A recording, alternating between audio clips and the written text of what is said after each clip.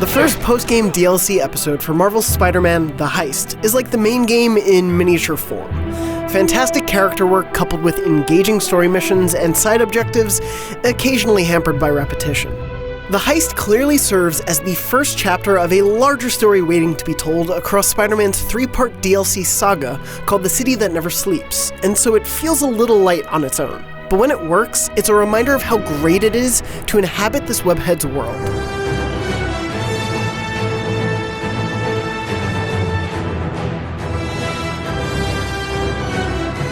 The Heist DLC begins quite literally with its namesake, a heist that, on a gameplay level, kicks things off with what I loved most: methodical stealth scenarios. Its story missions largely play into stealth and chase sequences, with only a brief insta-fail stealth section hampering the flow.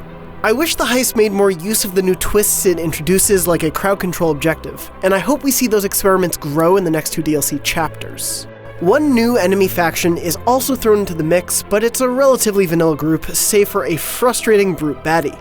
And a new side objective sees the return of a lower tier villain I personally don't love. These missions blend a few types of familiar objectives to mostly fun results, but there are relatively few of them to keep you occupied. The bulk of the roughly 3-hour DLC is the new story, in which Black Cat immediately makes an indelible mark on the world. Her history with Peter is palpably awkward for him, fun for her to exploit, and captivating to watch.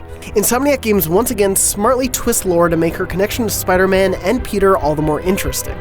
She even lends a hand during a mission, but her presence is more of a nuisance than an aid. And that's doubly true for how it affects Peter and Mary Jane's relationship. Insomniac toys with expectations and proves yet again that it can nail the world of Spider-Man while also putting its own stamp on the character. The Heist certainly sets up a story and characters I'm excited to see more of, but feels more like the start of something instead of a whole worth recommending solely on its own. Some of its new gameplay ideas are intriguing, others frustrating, but none are put into practice long enough to make too much of an impression.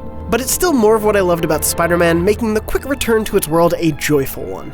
For more, be sure to check out our full review of Marvel's Spider-Man and our spoiler cast with the game's creative director, Brian Intihar. And of course, for everything else Spider-Man, you're already in the right place, IGN. Peter, is everything okay? Sorry, MJ, I just ran into an old friend. Who? Trouble.